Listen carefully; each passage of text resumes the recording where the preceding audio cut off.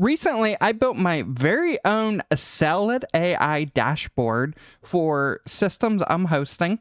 And in this video, I'm going to show you how you can set it up on Zima OS. So recently, I took some systems and put them on Salad for the sole purpose of basically using the revenue that they are generating to fund some of my other hobbies. So if you're unaware, I have several hobbies.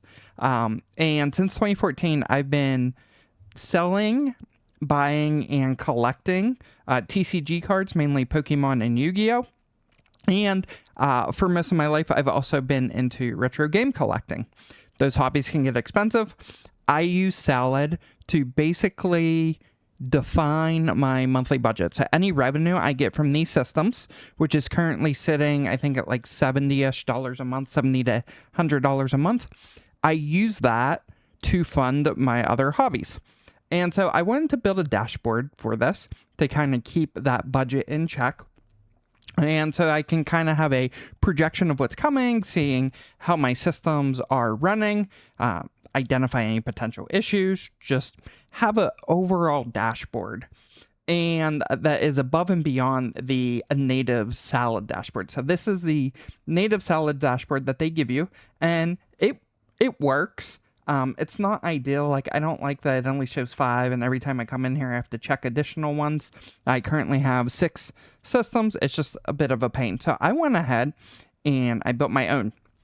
And today I'm going to show you how to get it up and running on Zima OS. Super easy. I've actually already added it to my app store. So all you need to do is, if you don't already have my app store set up, you will need to set it up, which is super easy to do. Refer to my previous videos on setting up the app store, the new and improved Zima OS app store. Once you get that up and running, you can come into your Zima OS server. You can go to app stores. You can go to the Retro Mike Zima OS app store. And if we come over here and we scroll down, you're now going to see the Salad dashboard. We're going to click on it, and we're going to do custom installation. And what you're going to do is you're going to expand this, and you're going to see that we need to do a folder mapping here. So I'm going to go ahead and map to /data, /app data. And I already have a Salad data one in here, but I'm going to create a fresh one. So we're just going to select app data. Let's go ahead and do that and hit confirm. And then I'm just going to call this /salad data 2. That's going to create a new folder. This is going to store a local config file that is going to allow us to put some additional parameters on our systems that you can't do through the native Salad dashboard. And the other thing you need to do, you need to specify this auth cookie. So you can see it defaults with XXX. You need to change this. So in order to figure out what that is, you're going to hop on over to Salad, and you're going to go to your summary. You have to make sure you're logged in, and you're going to, in your browser, you're going to click the 3 dots here if you're on Chrome, and you want to open up the developer tools.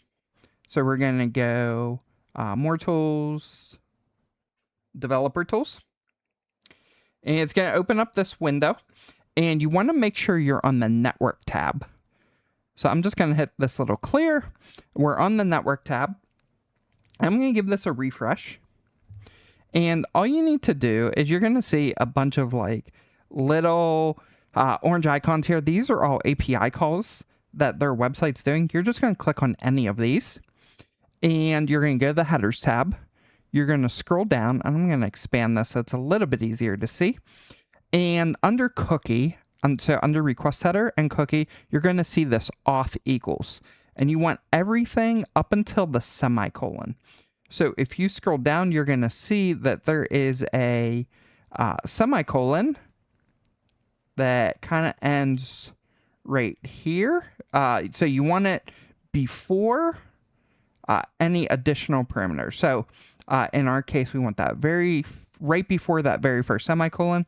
So we want to include the R, and we want to copy all the way up. So from the equal sign all the way to right before the semicolon. So we're just going to take this, we're going to copy this, and then we're going to hop back on over to Zima, and we're just going to paste this in. It's going to be a really long text string, right? You just leave it in there, and then we're going to say install. If you want to change the port number, this is going to default to port 86 on Zima OS. If you want to change it, you can change port number up here and change the mapping here. If you already have something running on port 86, and we're going to say install. And this is going to install it. And once it's done, it should only take a minute. We should have a little open button we can hit. And it might still be starting up. We're just going to give this a minute, and there we can see it is up. And it has already detected all of our machines that are on Salad, including any of our older systems. So if we sort this by last reported, you can see some of these are from 2024. The Salad dashboard, by default, the official dashboard, filters out anything that has not been active after 30 days, but those systems are still logged in their system for eternity. So for us, we are able to pull those in.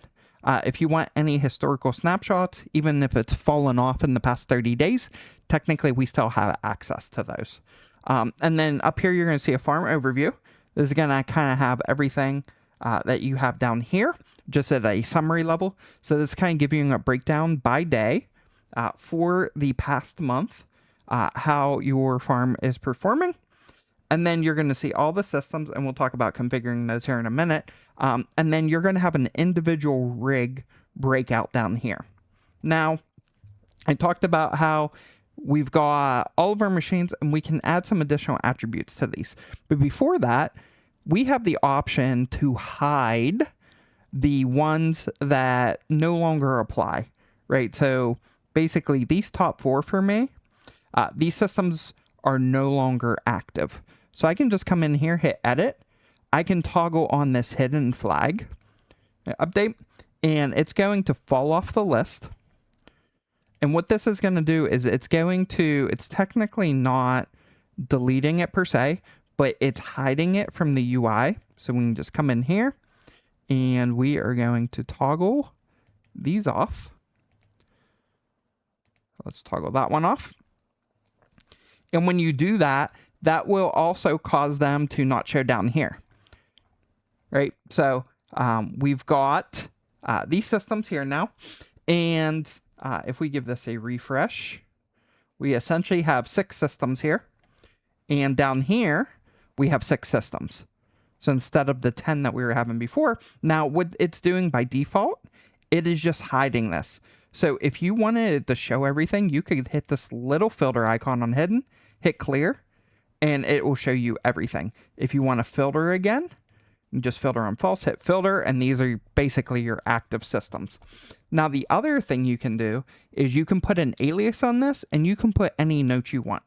So what I like to do is if I come into like this EEF, I know that this is my Alienware laptop, so I'm going to put AW17 here, and I know this has a 3070M in it.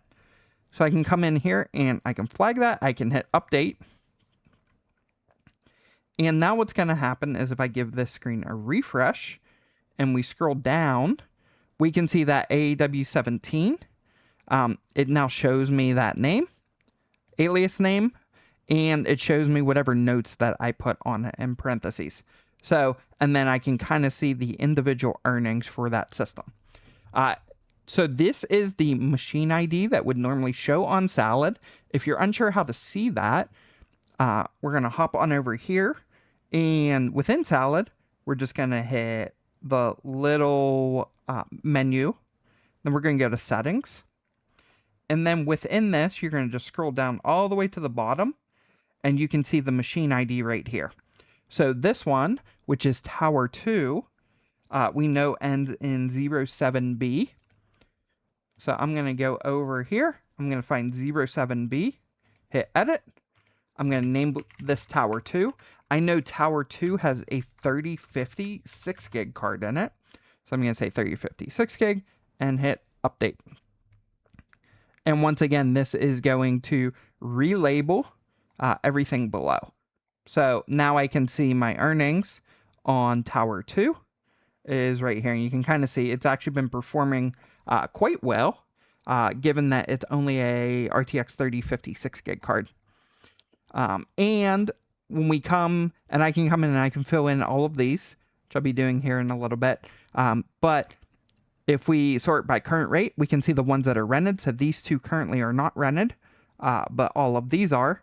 And our current rate, our aggregate rate for our farm is 17 cents an hour. Our past 24-hour earnings is $3.81. Our average hourly earnings over the past day has been 16 cents an hour. Our 30-day earnings are $74.02. Our average daily earnings are $2.39. So you can see in the past day, we've been significantly outperforming our monthly average there. And then this shows us our lifetime earnings. And this is all reflective up here as well. You can kind of see at the recording of this, it is still the 15th. And so you can kind of see that chart there. And then you can see for the 14th, the 13th, and so on. So we can kind of monitor that and we can kind of see what our average trend is across the board here for earnings. And so that's pretty much all there is to getting it up and running. It's super simple. As is the case with any of my other apps. Anytime there's an update, it'll kind of get deployed. You can run Watchtower. It'll auto update. But this gives you a way to come through and flag kind of all of your systems. And what I'm going to do is, since I previously had this set up, I'm going to come back in here and I'm going to go to manage and I'm going to remap this back to just my salad data path because I actually already had all of the systems configured there. So if we do that, hit save, this is going to basically reconfigure it to use the path, and it should pull our config file that I previously had. And there you can see. So this has everything filled in for me. So you can see that EEF was at AW17, the 07B was Tower 2. We've got all of our notes filled in.